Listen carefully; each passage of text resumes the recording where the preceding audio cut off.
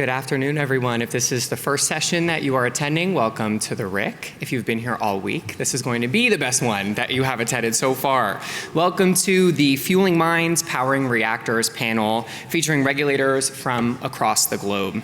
Our panelists are here to discuss recruitment and retention initiatives at their organizations and their experiences working in the nuclear sector.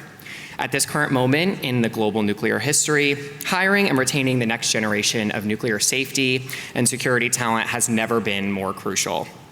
As an industry, we need to inspire, train, develop, and promote students, recent university graduates, and junior employees so they can learn quickly and be ready to realize nuclear's future. My name is Louis Capone. I use he, they pronouns, and I am a risk analyst in the Division of Decommissioning, Uranium Recovery, and Waste Programs within the Office of Nuclear Material Safety and Safeguards here at the NRC. Currently, I'm leading my business line's implementation of Executive Order 14300, implementing strategies to enhance regulatory flexibility and improve efficiency across these programs. I joined the NRC through the Nuclear Regulator Apprenticeship Network, or NRAN program, in 2020, and I have worked in a variety of regulatory topic areas, including reactor oversight, physical security oversight, and risk analysis for operating reactors and decommissioning reactors. In 2024, I was fortunate enough to have the opportunity to return to the NRAN program as the program manager. I hold a bachelor's degree in nuclear engineering from Rensselaer Polytechnic Institute. Go Engineers. For this session, I have the dual role of the session chair, as well as contributing my insights as a panelist. A fun fact about me is that I am a professional dancer, and I just finished my first season as a cheerleader in the National Football League, or the NFL, with the Washington Commanders. Before I introduce my fellow panelists and we dive into the session, let's go over some housekeeping items. First, I encourage you to make your way towards the front of the room. We are all friends here, so come on down. We have plenty of seats here. For those who are in person, the Wi-Fi code for RIC attendees is RIC 2026, RIC 2026. The cell service in here can be a little spotty, so the Wi-Fi can help you maintain a stable connection. And please remember to silence your electronic devices during the session. All of the sessions are being video recorded, so you can watch them after the RIC. We'll be handling all questions and answers electronically for both in-person and virtual participants. So if you're here in the room, please scan the QR code that you saw up on the screen, and will be back up on the screen throughout the presentation. You can sign into your account using the same email that you used to register for the RIC. If you're joining us virtually, you can look to the right side of your screen, which I believe is on this, I'm not Vanna White, on this side of the screen, and you will see tabs for both the Q&A and session feedback. We are all sharing the same space today, so all questions will go into the same queue regardless of which time zone you are submitting questions from. And our wonderful session coordinators, Marlene Dominic and Elias Haddad, will be helping throughout the Q&A portion, so please feel free to submit those questions throughout the duration of the presentation. Today's session will provide a forum for nuclear regulators around the world to discuss their organizations that are recruiting and retaining the next generation of nuclear talent.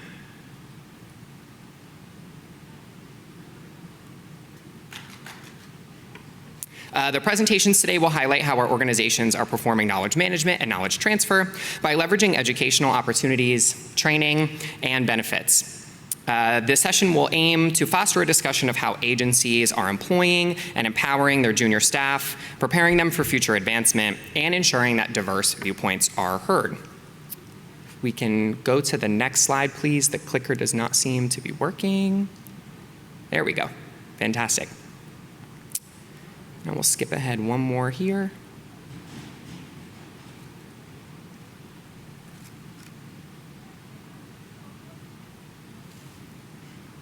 Okay.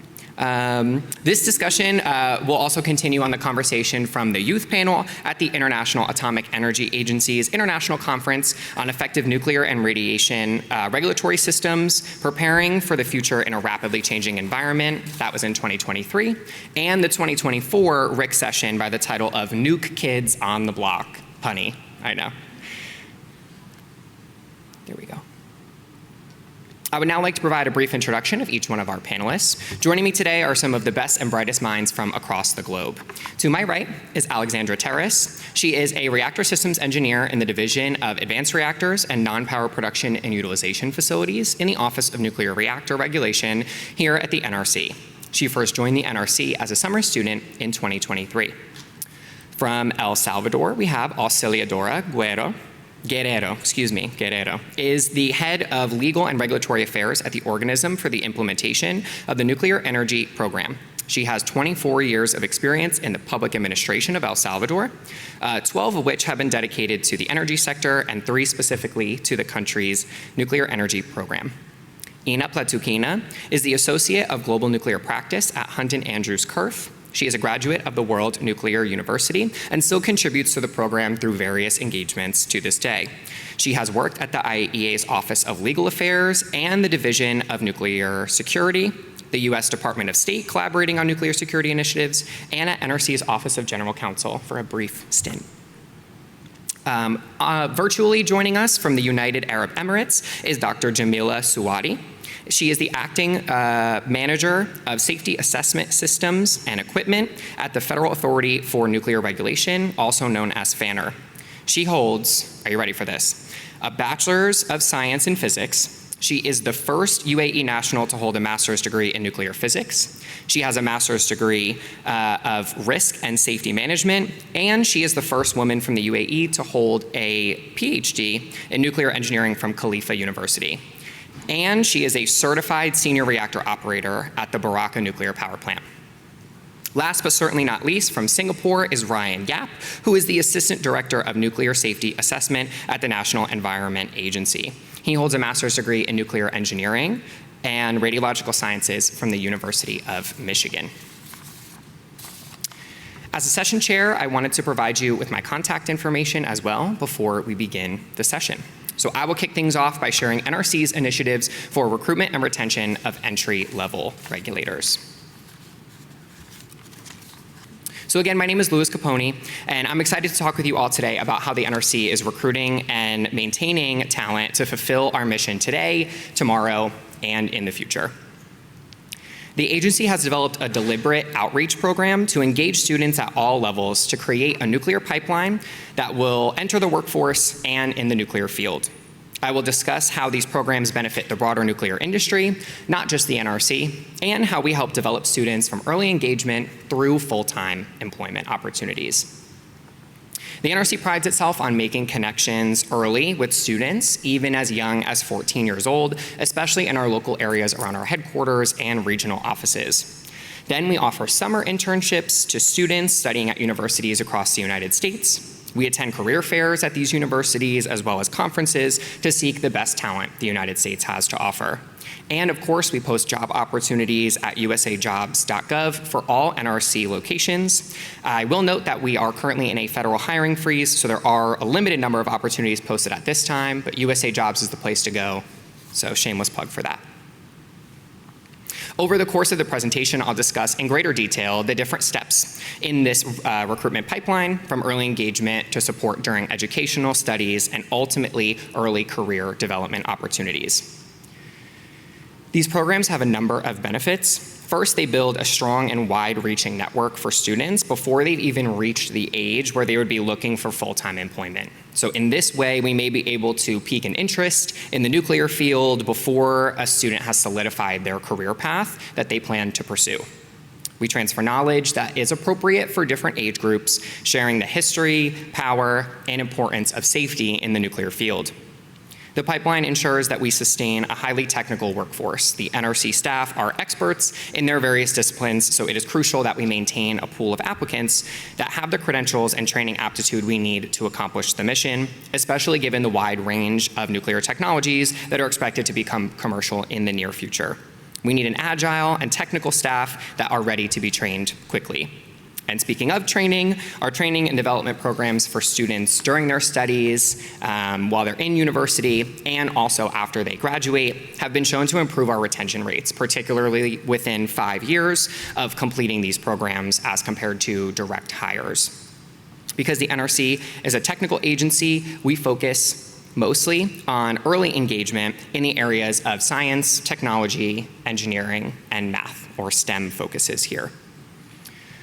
To engage high school students in 2017, we started a program that was designed to show these local students, age 14 to 18, the work we do at NRC. Aptly named A Week at the NRC is a program sponsored by volunteers that spawn out of a local science fair, where we bring students to our headquarters office and we share our safety and security mission with them. The program's mission is to enhance and increase capability, diversity, and the size of the nation's future STEM workforce. This 4-day program consists of activities and seminars that share knowledge of nuclear technology and federal nuclear regulation. The goal of the program is for students to gain insights throughout the week into the diverse range of work that NRC conducts while working directly with our staff and touring our facilities. We also provide support for students during their educational studies, and NRC tries to maintain this connection from high school through college as they move forward as well. NRC provides grants through the Nuclear Education Program to help students bridge the financial gap and obtain degrees in science and engineering at accredited United States institutions of higher education. The NRC also provides grants to trade school students to foster a workforce capable of supporting the design, construction, operation, and regulation of nuclear facilities and nuclear materials. For college students during their studies, students can apply to the NRC for a summer internship. We have quite a few people in the audience who have been summer interns. Please raise your hand if you were a summer intern at the NRC. Fantastic, and you're still here. I love that. So each summer we extend between 60 and 90 offers for summer students to spend up to 3 months working alongside NRC staff. This is a temporary, paid, full-time position. I repeat, this is a paid, full-time position for the summer that is open to students pursuing undergraduate and graduate degrees in science, engineering, or other disciplines related to the NRC's mission. This is an incredible opportunity to gain valuable experience in a professional environment. I have the distinct pleasure of being the co-lead for Embrace NRC, which is a volunteer-run program that brings together nearly 200 NRC employees and interns to provide training, to network, and to foster a sense of community here at the NRC. We're very excited to be ramping up for that for this summer right now. After your summer internship is over, students may have the opportunity to convert their NRC employment into becoming a co-op. Students may continue to work on a part-time or a full-time basis during the duration of their studies, typically from a remote location. They'll typically go back to their university and work from there.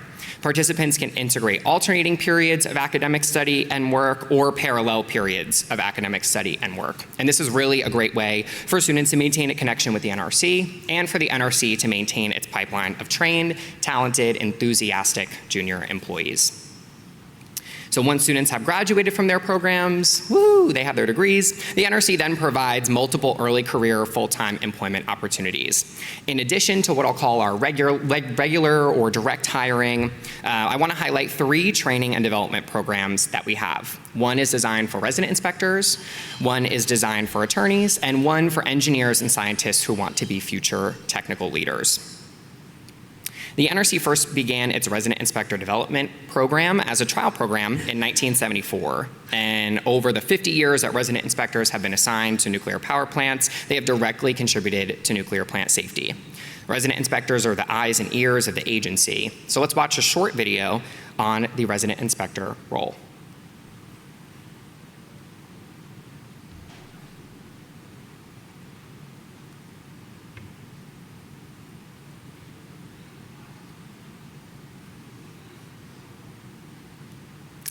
Is it possible to play the video from the back? Okay. Great. So the resident inspector program is vital to the NRC's mission to maintain public health and safety by being the eyes and ears on the ground at nuclear power plants. They are there every day, going into the plant, they're inspecting different systems, identifying performance deficiencies, and really making sure that they're sort of the linchpin of the NRC's oversight program at nuclear power plants. So the resident inspector development program is really the premier program for recent college graduates or junior employees to get into in order to develop into becoming a resident inspector. The Resident Inspector Development Program, or RIDP, we love our acronyms of course, is a focused training program to develop these qualified inspectors that can adequately assess licensee compliance, identify these deficiencies, and respond to emergent programs. The program provides opportunities for classroom training as well as hands-on experience so that inspectors can learn the technical aspects of the job and then immediately apply their knowledge to work on site. The training program follows the qualification program for reactor inspectors, which is in Inspection Manual Chapter 1245. And this is broken into smaller, more manageable programs that build upon each other, which you can see on the screen. The goal of the program is to build upon fundamental skill sets and capacities, and then develop those skills so that we can implement those while they're actually at the different facilities. The culmination of the Resident Inspector Development Program is a final qualification practical assessment, which demonstrates the inspector's ability to integrate and apply all of the knowledge, skills, and abilities that they have learned into field situations. This rigorous training program will prepare our resident inspectors to be qualified and fully prepared to handle the critical role that they play in NRC's oversight functions. The second program I would like to highlight is the Honor Law Graduate Program in the Office of the General Counsel, which was established in 1972 as the primary mechanism for hiring entry-level attorneys at the NRC. Unlike the RIDP program, that is a focused training and development program for one specific role, the Honor Law Graduate Program is a 2-year rotational program that is intended to give attorneys 3 opportunities to learn different areas of regulatory law at the NRC. And these rotations are designed to provide the maximum exposure to the work of the Office of General Counsel, which includes a whole host of things. I am not a lawyer, but if I were to go back to school and get a law degree, this would be the first place that I would want to go. This is such an incredible opportunity. And similar to the Honor Law Graduate Program, the Nuclear Regulator Apprenticeship Network, or NRAN program, is an 18-month training program designed with 3 apprenticeships, so similar to the rotations. Alexandra will talk more about the program as she graduated most recently and has that experience in it. As I mentioned, I started my NRC career in this program and then was able to serve as the program manager recently. I'd like to highlight that this program has been so successful that Congress actually mandated the NRC solicit for the program every year as part of the ADVANCE Act. So yes, the program is specifically named in the Act, which I think is really, really cool. And this photo was from my NRAN cohort, was in an incredible group of about 20 engineers and scientists who I'm so grateful to have started my career with. So in conclusion, the NRC has developed a number of initiatives targeted for high school students, recent college graduates, to build a pipeline for nuclear safety and security talent. These programs help train and develop the future of the nuclear industry and help fulfill the NRC mission today and in the future. Thank you for your time, and I would now like to transition over to our next presenter, Alexandra Terrace, who serves as a reactor systems engineer at the NRC. Alexandra began her career in 2023 with the Summer Student Program in the Office of Nuclear Material Safety and Safeguards as a rulemaking project manager. From there, she joined the 2024 cohort of the NRAN program. She now holds a permanent position in the Division of Advanced Reactor and Non-Power Utilization Facilities in the Office of Nuclear Reactor Regulation, where she applies her background as material science and engineering to her reviews in technical work. Alexandra holds a bachelor's degree in material science and engineering from the University of Maryland. Alexandra, come on up.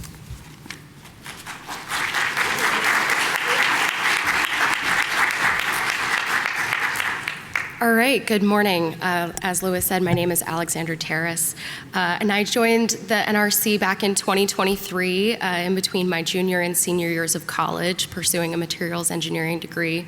I joined as a summer student hire, and in my final year of college, I was given the opportunity to apply to the NRAN program, which I'm going to talk to you about today. This has been an absolutely fulfilling and wonderful program. I'm so excited to share about my experience with you all. So this is the NRC's most extensive training and development program. It's intended for engineers and scientists who have just completed a bachelor's, master's, or doctoral program in the fields of engineering and science. The agency recruits from various universities across the nation, as well as our existing student development programs that Louis talked about. The program is focused on training in the major technical areas, so power, research and test reactors, nuclear materials, fuels, decommissioning, as well as the regulatory processes that the NRC is responsible for, so rulemaking, licensing, inspection, and oversight. The program ensures employee growth by requiring direct contributions to work products and mission-critical activities. The program is 18 months in total. So the first phase is 3 months long and orients new hires to the NRC's structure and mission and introduces them to the roles and responsibilities of public servants. This phase focuses on building a solid technical foundation in nuclear reactors and materials. This is where employees will begin their formal job qualifications and instills professional competencies in each program member. We're required to take courses such as media training and interactions with the public during this time so that we can fulfill our mission not just as NRC employees, but as government employees. The second phase of the program consists of 3 5-month apprenticeships where each NRAN member serves as a technical reviewer, inspector, project manager, or other sort of technical role in the agency. Each NRANer is required to participate in at least one apprenticeship at headquarters and one in a regional office. This is so that everyone gets a diverse experience and sees how we are executing the mission, not just here in DC, but all across the nation. At the conclusion of the third apprenticeship, program members apply and are placed in permanent technical positions throughout the agency. The structure of this program allows each member to tailor their experience to their strengths, backgrounds, and interests, and it allows young professionals to kind of test out various jobs before committing. And this is a great opportunity for folks. There are a few key elements of the program that are universal across all of the apprenticeships, though, and I'd like to get into those. So firstly, the program emphasizes the importance of professional mentorship and community. Connects members with senior executive service mentors, a peer mentor, and various established technical mentors in each of their apprenticeships. We all know that no good decision is made in a vacuum. It's always helpful to have people that you can go to, ask questions, lean on for help, and the program really emphasizes this as one of the key foundational elements of a successful career. It's in the first phase of the program that cohort members really forge a bond, not just as coworkers or peers, but as allies who they can rely upon going forward after the program. The second important element is, as we've heard, throughout the commissioner plenaries, continuous learning is a foundational element of successful organizations. The NRAN management team conducts continuous knowledge transfer and training activities throughout the program, not just during the first phase, but throughout the apprenticeships as well, conducting monthly check-ins to pause, reconnect, and conduct group discussions about each of the members' experiences in the program. From this, not only does each member of the program benefit from their own personal experience, but we get to share our stories and the things that we've learned out in the field, on the ground, or in the various technical offices with each other. These monthly check-ins are aptly called refuels. I find that really cute. And finally, the program recognizes the benefit of direct project contribution and engagement to mission-critical activities. Not only are program members responsible for the duties of their apprenticeships, but we're expected to participate in projects outside of normal job responsibilities. With the 2024 cohort, this included supporting Advance Act task groups and Executive Order 14300 deliverables. Exposure to these high visibility cross-agency initiatives is so valuable at such an early point in your career and gives you perspective going forward on making decisions and working with coworkers on projects that maybe don't have a map as to how they're supposed to be done yet. And of course, overall, the mission of the NRC is at the core of the NRAN program. By equipping young regulators with the skills necessary for protecting public health and safety, both phases of this program and each of the individual apprenticeships address specific areas of the NRC mission that are so important. So I'm going to talk a little bit about my experience so far, because I think that that's really valuable. As Louis said, and I said in my introduction, I started back in 2023 when I was still in school, and I had the opportunity to work in 4 different project offices across the NRC over the last 2.5 years. So I started as a rulemaking project manager in the Office of Nuclear Materials Safety and Safeguards. Here I was exposed to areas and points in the rulemaking process, literally from petition, incoming from the public, all the way to publication in the Code of Federal Regulations. The materials rulemaking group was particularly fascinating because they basically dealt with everything that wasn't reactors. So this included things like ISFACs, medical events, harmonization with other federal agency regulations, agreement states, and financial assurances. This introduced me to the NRC's mission from a bird's eye view. I got to see how technical reviewers and subject matter experts interact with lawyers and financial analysts to culminate all of the work and put it together to achieve policy decisions. I was then able to apply to the NRAN program, where my first apprenticeship was with the Office of Nuclear Security and Incident Response. Here I worked with emergency preparedness specialists on policy, and I really got to see the coordination that we have between government agencies and private sector companies. I was able to attend multiple emergency preparedness exercises on site at nuclear power plants and attend the public breakdown afterwards with the local and city governments to talk about what could be better, what could be improved. This was particularly eye-opening because I had never thought about nuclear security or emergency response as a materials engineer, but the questions and the problems that these folks are answering were really eye-opening and kind of gave me a perspective as to how far the NRC's presence can really extend in a community. I then had the fantastic opportunity to serve as a resident inspector out at the Palisades nuclear plant last summer. And so if you're aware, Palisades is the first United States nuclear reactor that is transitioning from a decommissioning to an operating license. I had the opportunity to work with the resident inspectors on site, as well as all of the traveling inspector teams that were visiting the site throughout the summer to get Palisades ready for their transition to the ROP. I got to see all kinds of inspections, like fire protection inspections, cybersecurity. I got to attend their operator licensing exam. This was particularly special to me because I got to see how in-person presence of the NRC really affects a community. I got to see how the resident inspectors interact with their neighbors, folks at the grocery store, and how that really instills confidence in the people that we serve.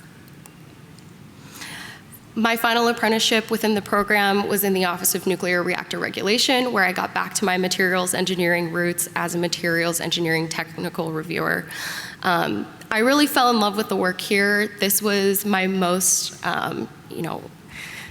this reminded me the most of the work that I was completing in college. I was responsible for doing licensing actions, reading through ASME code, supporting the regions when questions came up about materials integrity, and I really fell in love with this work, and it showed me that I wanted to be a technical reviewer in the position that I have now.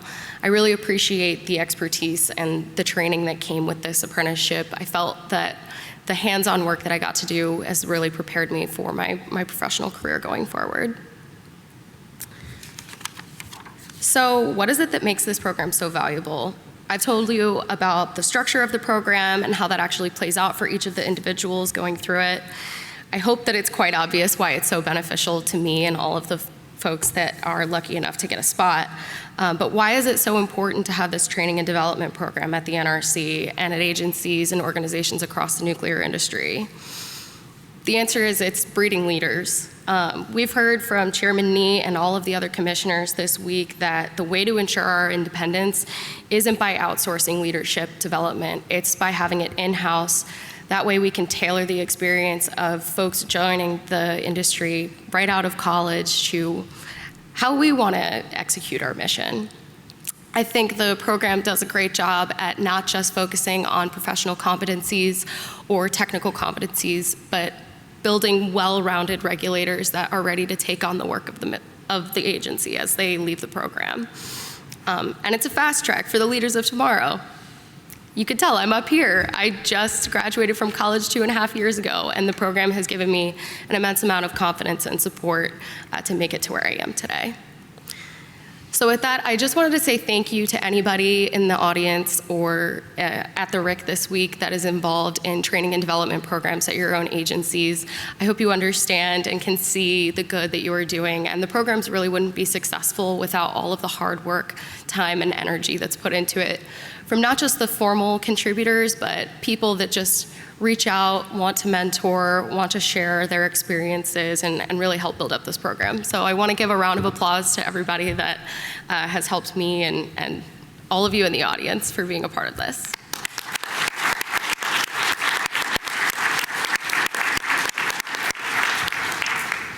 All right, and with that, I'll pass it back to Louis. Thank you for your time.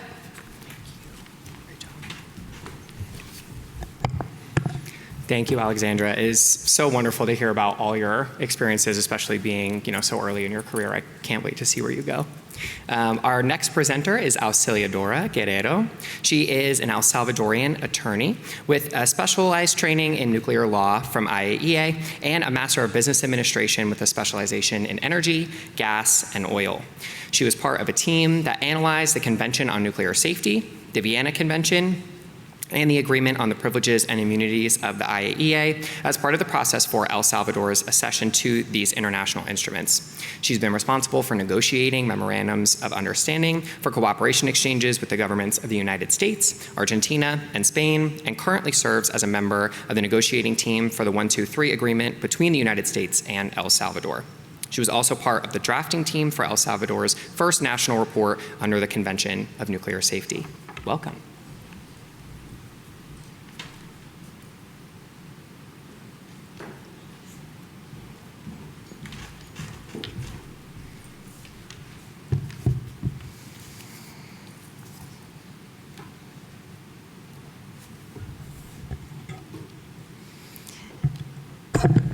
Good afternoon, everyone, and thank you for the U.S. Nuclear Regulatory Commission for the opportunity to share El Salvador's experience in the nuclear program and specifically in building the capacity building of the regulatory body. Oh. This? Okay. As you may know, El Salvador is a country, it is in Central America. Here you can find some facts of El Salvador. And El Salvador have made a strategic decision. Nuclear energy as part of our long-term of energy diversification strategy. Although we do not have yet nuclear power plant, we are building something equally important: the institutional and regulatory foundations that will make a future nuclear program possible, and the capacity building for all the human resources for the regulatory body. Here you can find some pictures of the development of El Salvador, the hydroelectric power plant that it belongs to the state energy company in El Salvador, also the geoelectric power plant, and how the energy develops everything in El Salvador. Also some pictures of the beach, so you can see it here.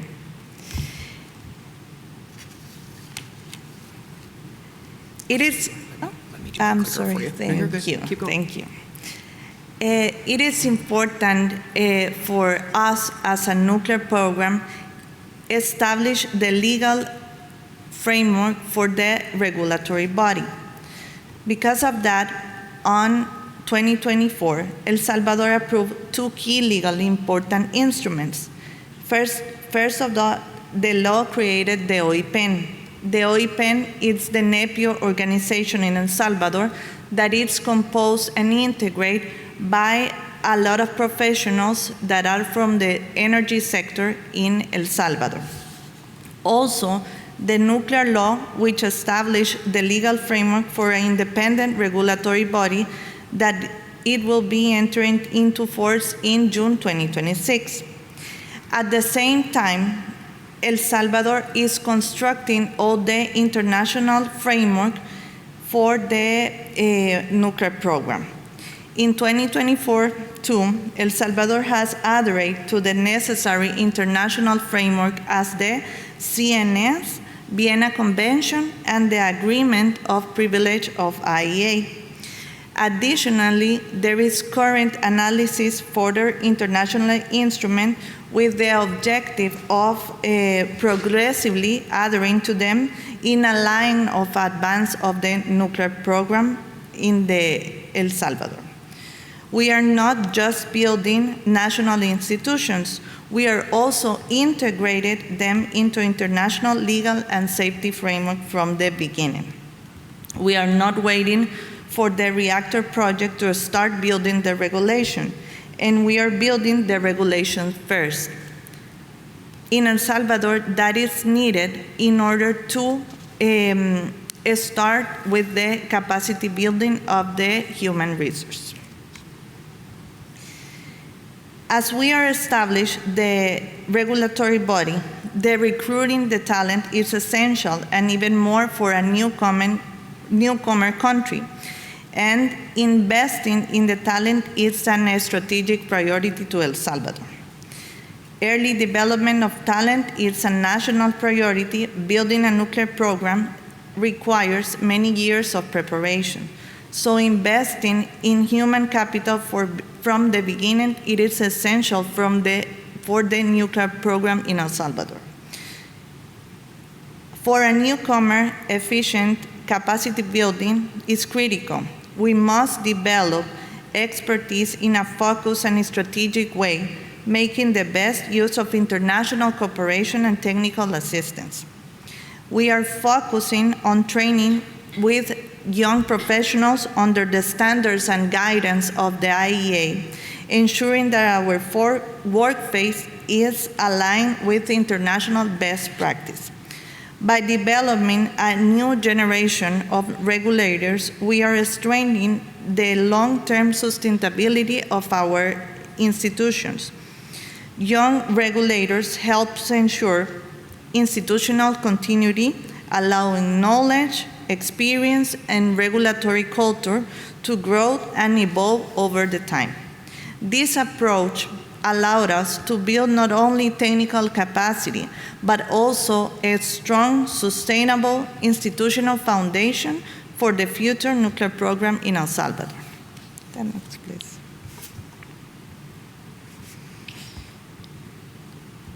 What are the key challenges for El Salvador as a new regulator? As you may know, developing nuclear regulators in a country without nuclear history presents unique challenge. Absence of local academic curricula, because we do not have yet national university programs in nuclear engineering, radiation protections, or nuclear law. Also, the limited field experience. Without nuclear power plants or research reactor, young professionals lack hands-on experience. There is also insufficient multidisciplinary skills, because the new nuclear regulation requires expertise in engineering, safety analysis, environmental assessment, legal framework, safeguard, and emergency preparedness. These competencies that are rarely developed together early in a professional career. Also, the retention of young professionals, because the young professionals trained internationally become highly competitive profiles. As a regulator, as a future regulator, we must compete not only with the compensation, but on institutional purpose, stability, and long-term professional development. So what are the national recruitment and retention strategy? Attracting the young talent is essential for the long-term success for the nuclear program. For that reason, we have developed awareness and outreach programs to engage students and young professionals and introduce them to opportunities in the future nuclear sector. Our goal as a program and as a future regulatory body, it's not only to inform them, but also to encourage young people to see the nuclear program as a way to contribute to the country's development. We are also promoting non-financial incentives to support them and motivate professionals working in the sector. These include opportunity for continuous professional development so staff can keep learning and improving their skills. In addition, we are creating recognition programs and supportive work environments where people feel valued and connected to an important national mission. Another priority is the promoting of youth participations in all areas of the nuclear sector, including technical, regulatory, legal, and policy work. We are also working to establish clear and transparent career paths so young professionals can see long-term opportunities for growth within the institutions. Overall, these efforts help strengthen international identity and sense of purpose and position the nuclear program as an important step of the country's development.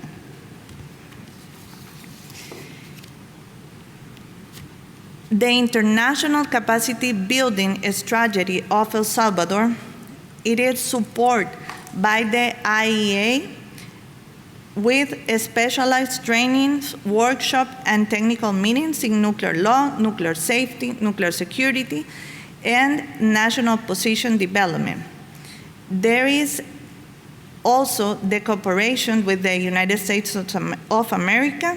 Last year, El Salvador signed an MOU in strategic civil cooperation, and also yesterday we signed an agreement with the NRC and the DOE. Right now, we are in the process for the 123 agreement.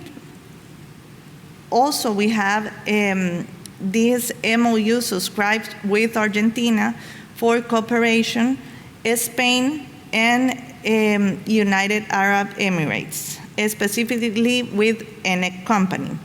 It is important to say that in El Salvador, there are a very competent technical people that by its own develop a technical assessment study regarding all the technologies available for SMRs. The technical people in El Salvador developed this study and study 87 technologies that are analyzed to conclude that 5 of them are suitable to El Salvador. So there is a lot of competence in technical people, in technical aspects in El Salvador. What are the lessons learned in this journey to build the regulatory body in the human resource? It is important to note that the lessons learned to El Salvador, it is the early development of the academic pipeline through target nuclear education and technical training programs. Also, institutionalize a clear career path for nuclear professionals within the regulatory framework.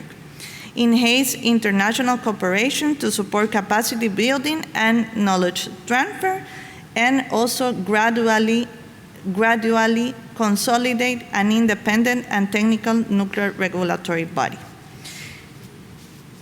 As I conclude, I may say that El Salvador may be small in size, but we are ambitious in institutional vision.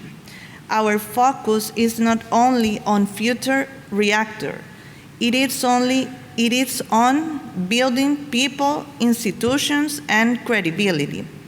If we succeed in consolidating a competent, independent, and technically strong regulatory body, the rest of the nuclear program will stand in a solid ground. For us, the next generation of regulators is not something that we are waiting for. We are building it right now. Thank you.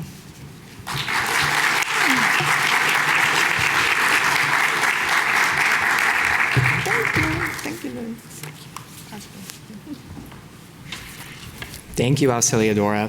So we will not be having a full halftime show today, but I would like to invite everyone to stand up. Do it with me. Stand up. And take a little stretch if you need to. Before you sit back down, this goes for folks online too, feel free to stand up wherever you are at. Before you sit back down, you have to answer a question on your way down. So when you were first thinking about starting your career, maybe you were 10, 15 years old, if you knew that you wanted to work in the nuclear field, you may sit down. Everybody else stay standing. This is where I would sit down, but I will remain standing. If you knew that you wanted to work in regulatory affairs, you may sit down. If you knew you wanted to be an engineer or a scientist or a lawyer, you may sit down. Okay, that got a bunch of us. And if your unique career path took you to this exact session, please sit down. That would be everyone else. Please take a seat. Awesome. I love to see that people have different life experiences that get us to this current moment. And yet we're all here together working to implement and learn to implement these stellar training and development programs. So without further ado, let me introduce our next panelist. Ina Pletukina is an associate in the global nuclear practice at Huntington Andrews Kurth LLP, where she advises governments, leaders, and commercial entities on nuclear power projects involving both traditional and advanced reactor technologies. Ina brings an extensive international experience to her role, most recently from her tenure at the IAEA, where she led the Office of Legal Affairs' first international conference on nuclear law, facilitated the creation of a university partnership program on nuclear law with 6 educational institutions worldwide, and oversaw the publication of the IAEA's inaugural book on the subject, Nuclear Law, The Global Debate. Shameless plug, you should read it if you haven't already. Prior to this, Ina served as a communications officer in the IAEA's Division of Nuclear Security and authored numerous articles on nuclear security.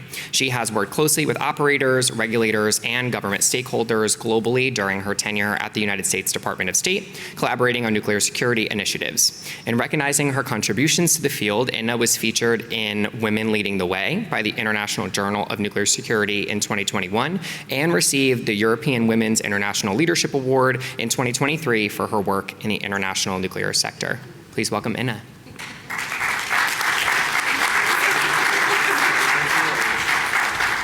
I don't know if I can live up to my own bio now. Well, thank you again for everyone thank you for being here. Some of you may question what a lawyer is doing here representing World Nuclear University, but for me personally, I do feel like this is kind of a moment where my entire career sort of culminated in one moment, where I am a graduate of the NRC's summer internship at the Office of the General Counsel, and we have some colleagues here in the audience. And Steve Burns is the legend of the Office of the General Counsel. But I'm also a graduate of the World Nuclear University, as well as a contributor to it. And from my prior tenure at the IAEA, I've heard some of the things that I have contributed to mentioned in your presentation, so thank you for that. So we all know that human resource development is a key issue for the nuclear industry. The aging workforce is something that is an urgent issue. When I was with the U.S. Department of State, this was about 10 years ago, working with the operators and the regulators overseas on improvement of their nuclear security practices from the human element of nuclear security practices, I had the opportunity to tour a research reactor in Algeria. Of course, the operators kind of took me around, showed me the reactor pool. I looked down, almost lost my glasses, and the operators have told me the story, introduced me to all of their colleagues, and told me the story that they basically grew up with the reactor. They set it up. They have been operating it for 30, 40, et cetera, years, but there is no pipeline to contribute to take over from them to continue operating that reactor are readily available. And of course, this is one story from one sector from this one particular country, but it's something that is, I think, resonates across the world, across wherever you're a newcomer country, like El Salvador was mentioned, or an established nuclear country that is expanding its nuclear capacity. This is the issue that is, of course, at the very top of the minds for everyone involved. What may be more surprising in this sense is not so much that the global nuclear workforce is aging and there needs to be a pipeline, a succession planning, which we all in the nuclear industry are aware of, but it is the sheer extent of capacities and extent of skills that is required to meet that challenge, as well as the diversity of the skills and capabilities. It's anything from doing PowerPoint presentations to public speaking, to communications, to legal frameworks, to training and development, to things like AI, being able to interact with all of these new applications that are coming online, however they're applied in the nuclear sector. But it is also things like international collaboration, being able to have a conversation with your international counterparts, whether you're regulators, whether you're operators, whether you're lawyers just having a conversation with an engineer from, I don't know, Rolls-Royce somewhere, or nuclear that is based out in a different part of the world. So, but the other thing that we have seen here is he's seen stressed across the conversation is leadership. We all need these leaders to have all of this diverse set of capabilities, but also having this leadership capability, leadership potential, leadership skills to take the industry into this next challenge. So World Nuclear University attempts to do exactly that. It was established in 2003. It is not a brick and mortar university. It is not a building. It is not a thing. It is a program that was established as a global partnership by collaboration of several nuclear industry partners under the auspices of the World Nuclear Association. And the mission of this program, because of that longstanding recognition of human resource development and the specific aspects of that, including leadership, is to develop leadership and foster international collaboration across the global nuclear industry. And the focus, of course, is on mid-career professionals that have been identified by their organizations as future leaders or emerging leaders.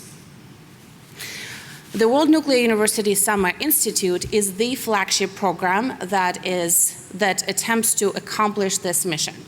It is a 5-week program. It is a residential program, and the program rotates across the continents to make sure that as much of the global nuclear industry is engaged and has access to these resources. And it is focused on professionals, mid-career professionals, again, that have been identified as emerging leaders by their own organizations. High potential talent,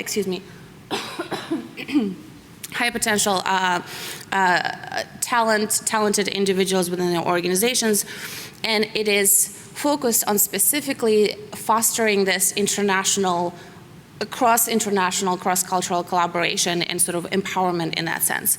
The selection process focuses on developing a cohort as diverse as possible. So my year, which is 2022, when I was a fellow, we had about 75 fellows from 35 countries. There were only 4 Americans present in that cohort. It was myself and actually an NRC inspector and NRC Office of General Counsel staff and my friends, and one person from the Department of Energy, Oak Ridge National Lab.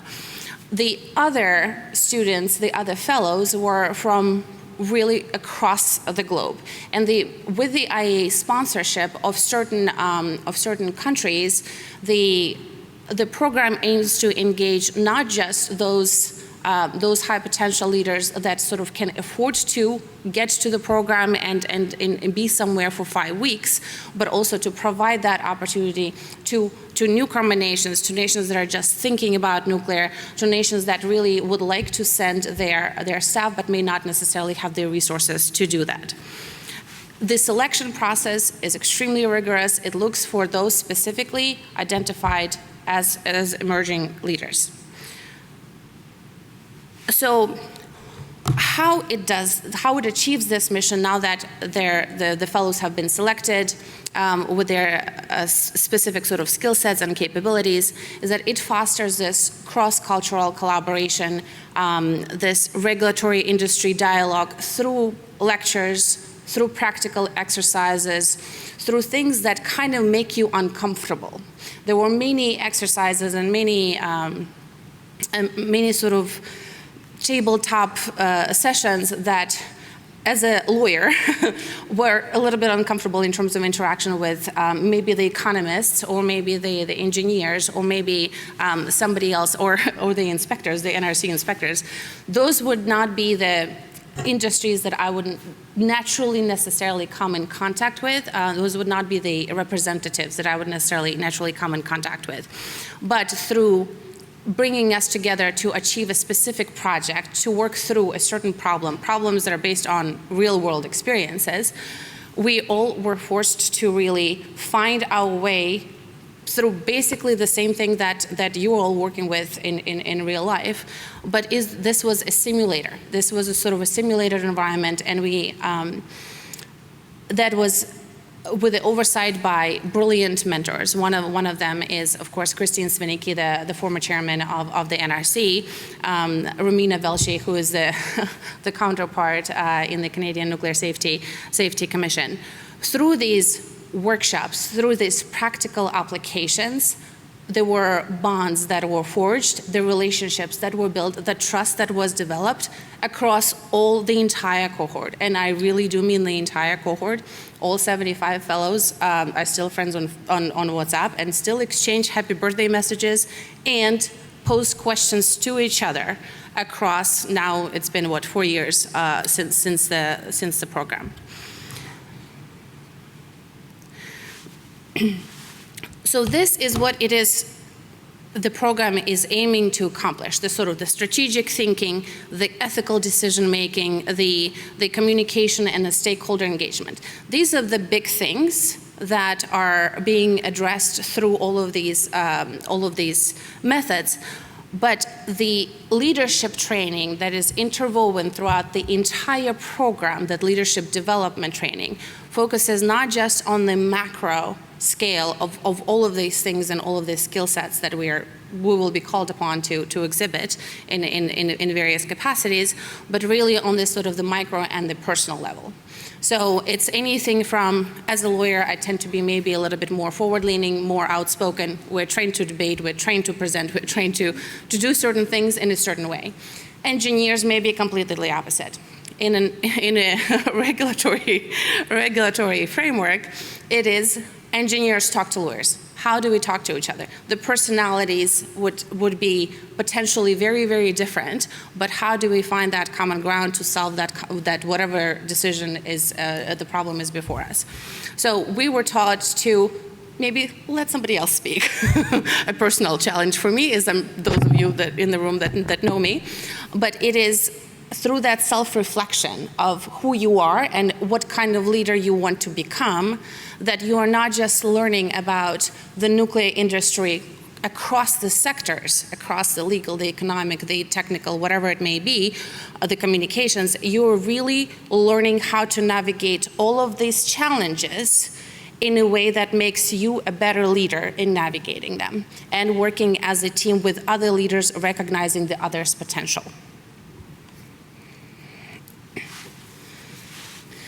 The impact of WNU, I would say, anywhere you go, whatever the country in the world, whatever the sphere of nuclear industry you might encounter, you will find a WNU alum. And of course, the alumni network spans the gamut from when it was established from 2003 all the way through the current time. So we are literally everywhere. It sounds maybe a little bit creepy, but it is genuinely, you will find somebody who has done or contributed to the program wherever you are. Some of the most, I would say, established kind of alumni, you certainly see on the screen Lyosho Tuibashi. He's a CEO of Nexa in South Africa, an organization I used to work with quite closely. Milena Belinko, she is the president of the World Women in Nuclear Global. She is from Argentina. So what I would say is that because the alumni network spans the globe and the entire nuclear supply chain, for me, it's quite hopeful to see that these are the people that have had that training that can now engage in this, whatever brings the nuclear industry, whatever challenge the nuclear industry may bring forward. To me, this is quite hopeful that you will already have that baseline understanding, baseline trust, just by the virtue of going through the World Nuclear University program. So I'm assuming most of the people here are possibly regulators from various countries. Why it matters for regulatory bodies? All of the reasons that I've, of course, mentioned. But the one thing that I would stress is this international collaboration piece. Regulatory bodies maybe somewhat traditionally used to kind of work within their own jurisdictions. It is changing now. The SMRs are trying to expand their market and have a really global fleet. All of the technologies are really aiming to set up global fleets. There are conversations about harmonization. The IAEA has a harmonization initiative in place that is trying to foster that international collaboration across the regulatory authorities. The example that I would point to is something that's very close to the NRC, is Christian Svinicki and Romina Velshi have led that MOU, the Memorandum of Understanding, between the NRC and the Canadian Nuclear Safety Commission for that joint review of the BWRX technology. These are the kind of solutions this kind of program can get you all in a regulatory context. From the perspective of nuclear industry, of course, this is something that I would encourage all of your staff, all of your organizations to really invest in that next generation and send your staff to this kind of programs. World Nuclear University is, of course, my favorite, obviously, but Steve Burns over there would probably plug in ISNL or INLE.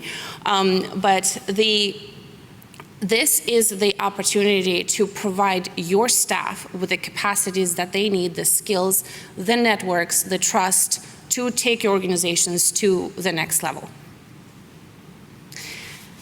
Now, this slide says something, creating leadership together, but I'm going to reframe it just a little bit. I have been talking about what World Nuclear University can do for you, but really, what can you do for the World Nuclear University?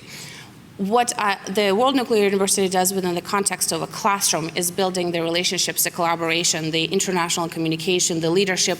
All of that is of course, extremely important. But the World Nuclear University as a framework engages nuclear industry at not just the participants level, but at a highest level to work together. Because it rotates across the continents, and there's this 1 week in between the 5 weeks, where it is technical tours.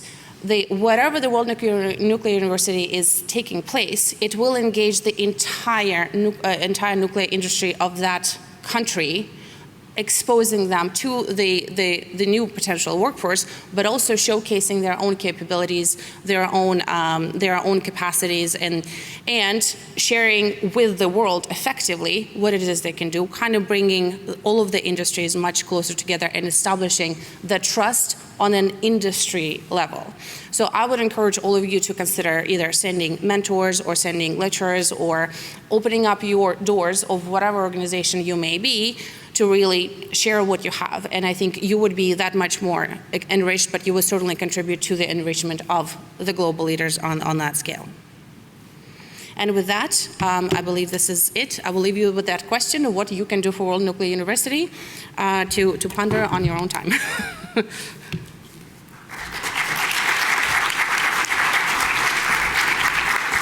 Thank you, Anna. We will be transitioning to our virtual panelists. Jamila Suwadi is an acting manager of safety assessment systems and equipment at the Federal Authority for Nuclear Regulation, also known as FANR, in the United Arab Emirates. Jamila is leading a team of safety assessment staff to ensure a high level of safety is conducted in practice in the design, construction, and operation of systems and equipment through the implementation of rigorous regulatory framework and implementation of international standards. She is a mentor for the FANR Developees program and a trainer for many interns. As I mentioned, she holds a number of degrees, including a Bachelor of Science in Physics, Master of Science in Nuclear Physics, Master of Science in Risk and Safety Management, and a PhD in Nuclear Engineering, as well as being a certified senior reactor operator. Beyond her technical proficiency, Jamila approaches every task with enthusiasm and determination, fostering a collaborative and supportive work environment. So Jamila, I will turn it over to you. Thanks for joining us. Thank you very much, Luis. Can you hear me? Yes, we can hear you loud and clear. Thank you very much. Thank you for the U.S. Nuclear Regularity Commission for this opportunity to represent FANR experience in capacity building and career development model. Today I'm going to talk about the status of UAE nuclear program, FANR workforce, and FANR capacity building, indicating to the integrated talent management model and FANR career development model and development program of the reactor operators. I will also touch the development of my technical and leadership development program within FANR and indicate also to the FANR research and development. In addition, I'll be talking a little about Nuclear and Radiation Excellency Award, in addition to Emirates Nuclear Radiation Academy. Before I start, I will just give you an overview of the status of the UAE nuclear program. The Federal Authority for Nuclear Regulation have issued 4 licenses of operating license of Baraka nuclear power plant from the Unit 1, Unit 2, Unit 3, and Unit 4, starting from February 2024 till November 2023, where the operating license is issued for Unit 4.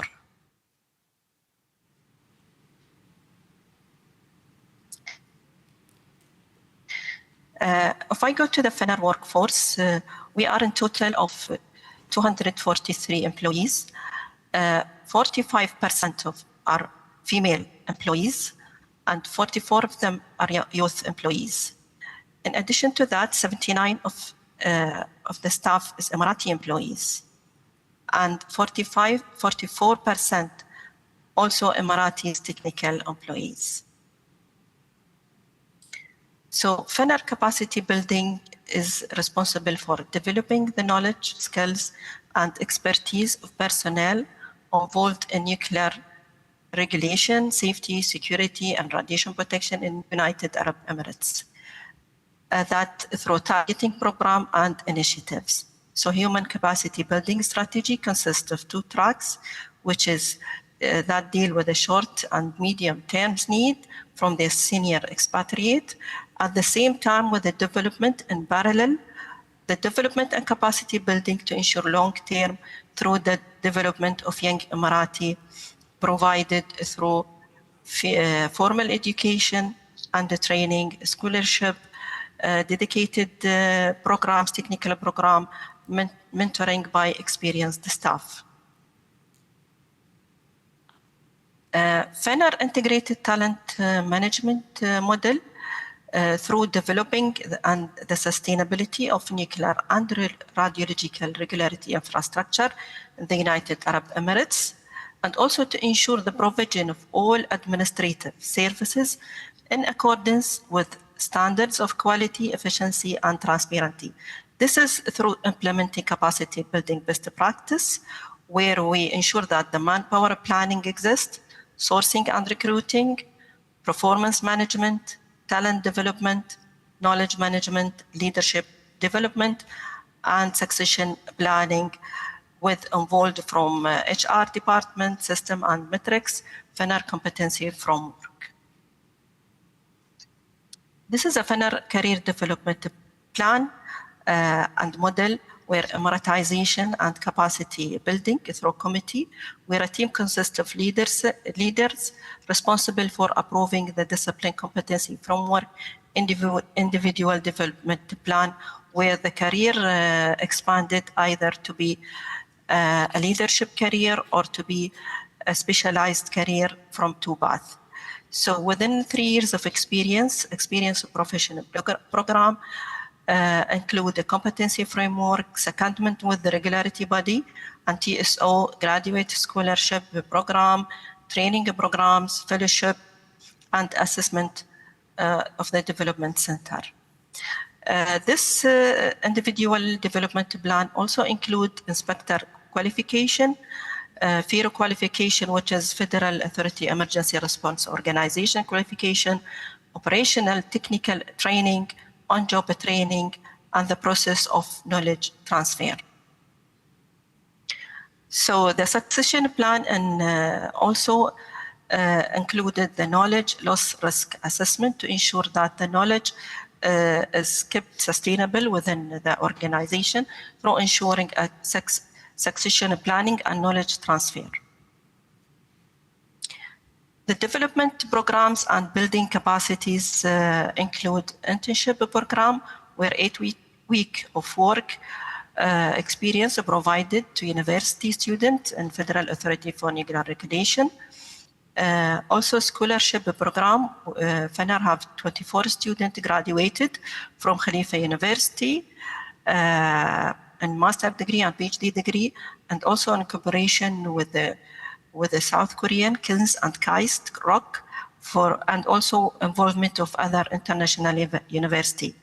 In addition to that, the secondment program were 9 staff involved in the US NRC, IAEA, and other international regularity body, and also FENR conducting a very intensive technical training program beside the basic technical training, where 97% trained employee for inspector qualification, 94 qualified training and assessor of safety assessment, safeguard, security, in addition to the program of reactor operator.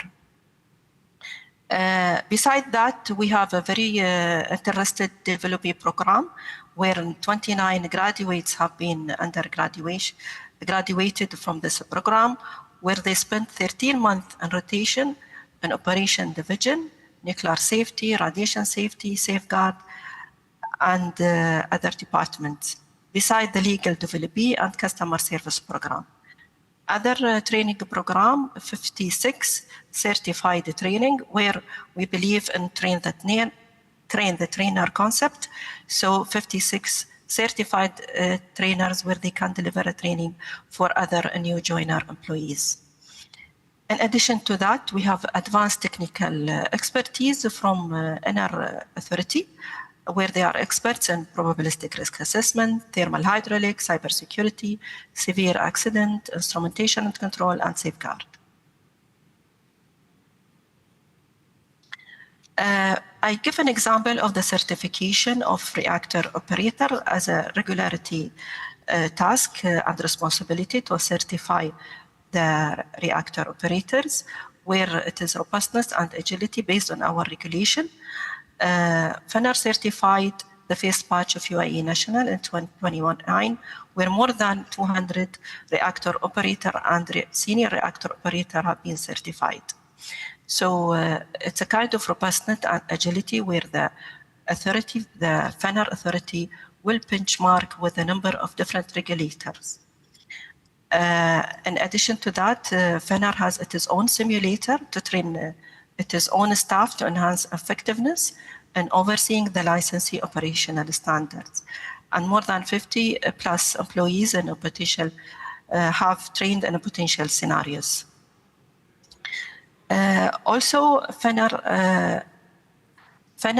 has between 2029 and November 2024, a different number of FENR staff have been certified, completed an SRO training course. And from 2024 onward, we are continuous in improving and integration FENR development and capacity building. I'll give my personal development, technical and leadership skill while my work before FANR and after joining FANR. Previously, I was working in Ministry of Health as a nuclear physicist. And then I have joined FANR in 2010, where I have again the opportunity to have my other master degree in risk and safety management, where I did my first research and probabilistic risk assessment. And then at 2020, I have gained my another PhD degree in nuclear engineering that was under FANR scholarship. I really appreciate my FANR contribution to my education development. In 2023, I have also get a certification of senior reactor operator in management. Beside all of this academic certification, I also had an intensive APR 1400 model technical trainings, inspection training, PRA training under BSAM and emergency preparedness. In addition to that, soft skill training and also being under leadership program. I'd like also to share the FANR research and development where it is strategically aimed at enhancing the authority, scientific and technical foundation in areas that marked by uncertainty, limited understanding of safety margin, or emerging regularity challenge in the nuclear and radiation sector, where we have done 35 research projects, and those are a contributor and our stakeholder in the research and development. Also, FANR spent more than 40 million invested in radiation and development, and research and development.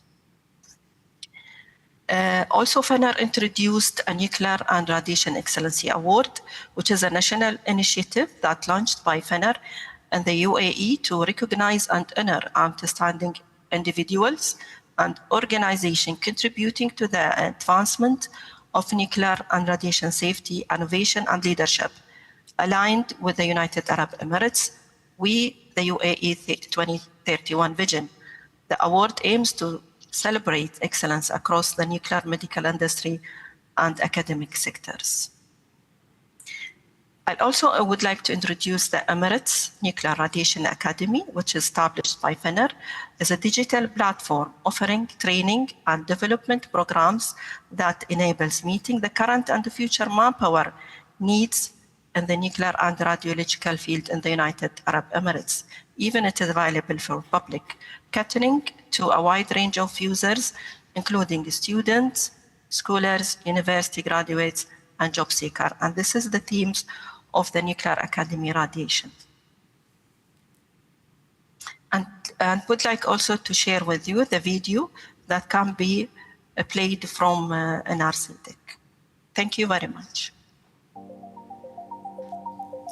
في عالم يقوده الابتكار والمعرفة، نفخر بتقديم منصة رائدة تمكن العقول وتحفز الفضول في المجالين النووي والإشعاعي. نرحب بكم في أكاديمية الإمارات النووية والإشعاعية. ليست مجرد أكاديمية، بل هي منصة رقمية تفاعلية تقدم ثروة معرفية واسعة. تشمل المنصة باقة واسعة من الدورات والبرامج التعليمية في الطاقة النووية والأمان الإشعاعي وعلوم التطبيقات النووية وغيرها من المواضيع، بالتعاون مع خبراء ومؤسسات وطنية ودولية بارزة في هذا المجال. تساعدك المنصة على اكتشاف آفاق العلوم النووية والإشعاعية للطلبة والأكاديميين والمهنيين. أكاديمية الإمارات النووية والإشعاعية هي سبيلك لإطلاق طاقاتك الكامنة والارتقاء بمسار تطورك المهني إلى المستوى التالي في المجالين النووي والإشعاعي. بادروا بالتسجيل لتعزيز مهاراتكم في المجالين. زوروا موقعنا الإلكتروني enra.fanr.gov.ae وساهموا اليوم في تشكيل ملامح المستقبل.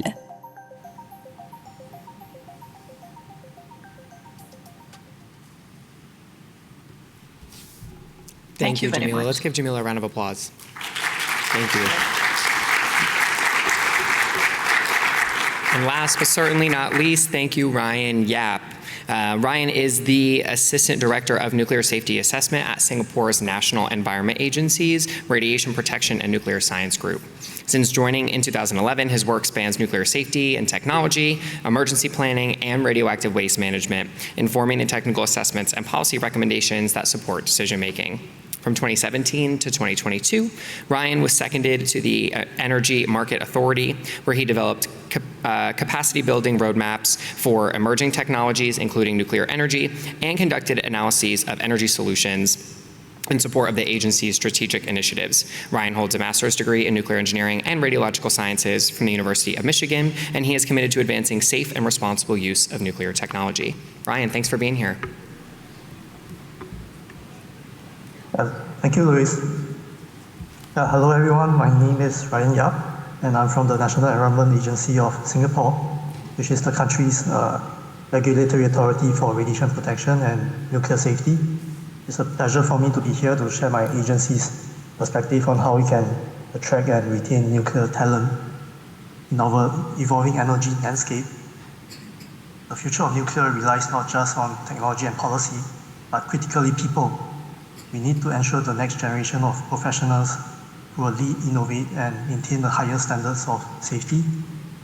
Next slide, please.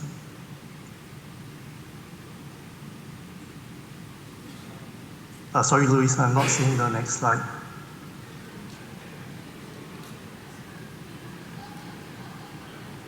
Can we advance to the next slide, please? Yeah. So let us first look at, the previous slide. So let us first look at Singapore's energy story to give you some context. Unlike other countries, Singapore is a small city-state that do not have rivers, wind or land needed for large-scale renewables like hydropower or wind farms. That makes planning our energy future uniquely challenging. So how do we ensure our energy is secure, sustainable, and affordable, which is what we call the energy trilemma? Well, nuclear energy could potentially complement our energy mix and help strengthen our nation's resilience. And this is where my agency, the NEA, comes in. With our role as a nuclear safety regulator, we focus on building capabilities in nuclear safety, security, and safeguards, so the government can make objective, informed decisions and set robust safety standards if nuclear is ever part of our future. And just as importantly, we are building a future-ready workforce to support the government in making a call on nuclear power. Yeah, the next slide. At my agency, we know that people are our most critical infrastructure. We focus on fueling minds to power the nuclear future through three strategic priorities. First, we identify and nurture young talent. Through scholarships, we attract high potential undergraduates and support our staff in pursuing advanced studies in nuclear engineering. Investing in people today creates the leaders of tomorrow. And the second, we collaborate with global regulators to develop expertise. By learning from the best around the world, we strengthen our capabilities, adopt best practices, and ensure our officers have the necessary technical skill sets. And the third, we focus on knowledge transfer and capability building, structured training programs, mentorship, and job rotations that ensure that expertise is not just retained, but shared within the team. Our team grows stronger and more capable with every generation. And in my next part of the presentation, I will talk about how each of these priorities is implemented. Next slide. The first priority is to identify and nurture young talent through scholarships. The Singapore Sustainability Scholarship is a program offered by my agency that identifies talented students early and give them the support that they need to thrive, whether they study in Singapore or overseas. This scholarship covers the full tuition for science or engineering university studies, living allowances, and although there is a contractual bond of 4 to 6 years, it provides a clear career pathway after graduation. And in short, this scholarship is more than funding. It's a commitment to our young talent and through them to our future. Next slide. And our second strategy is to learn from the world's leading nuclear regulators. Over the years, we have built strong partnerships, including an arrangement agreement with the US NRC since 2017. And more recently in 2025, we signed an MOU with the French Nuclear Safety Authority. These collaborations have been crucial in strengthening our nuclear safety capabilities. For instance, just last November, the French nuclear regulator provided training in probabilistic safety assessment, giving our team deeper insight into nuclear risk management. And the US NRC they have been a key partner in our nuclear journey. We were privileged to host a visit by the US NRC chair in July 2024, which NRC conducted a one-week nuclear executive workshop targeted at senior management to enhance our understanding of nuclear regulation and the safe use of nuclear energy. We have also participated in NRC training programs in the US. The highlight was a training course held in Alabama, where we gained hands-on experience conducting inspections at a nuclear plant. In the bottom half of the slide, that is actually me in the photos, standing in front of and inside of a cooling tower of a nuclear plant, and it gave me a real sense of scale and reality. We are thankful to all our partners for the guidance and support. These partnerships are more than agreements on paper, which have enabled us to build deep expertise. The next slide. And our third strategy is knowledge transfer. The goal is to give young officers early exposure, combining practical experience with the skills that they will need for future job roles. At my agency, we support this through several key practices.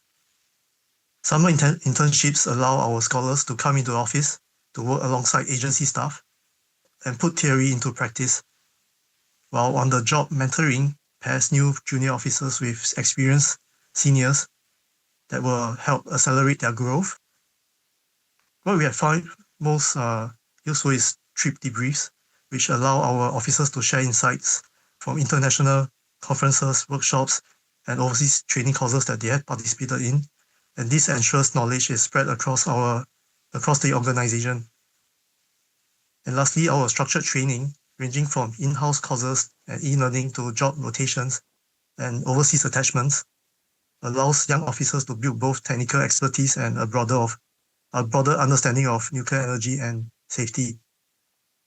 Through these practices, we not only develop individual capabilities, but ensure that knowledge is shared and embedded across the organization. And next slide. So this is the end of my sharing. I hope you enjoyed my short presentation on attracting and retaining nuclear talent. And I want to wrap up by saying that technology alone does not guarantee nuclear safety. It is the people we train and empower who make it possible. And I appreciate your attention and thank you. Over to you, Louis.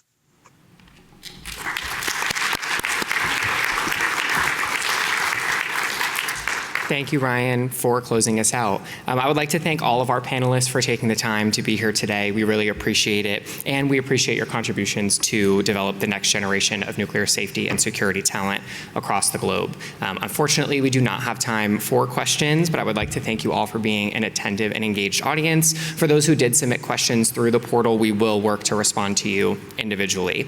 So with that, I conclude the Fueling Minds Powering Reactors session, and please enjoy the rest of the RIC. Thank you.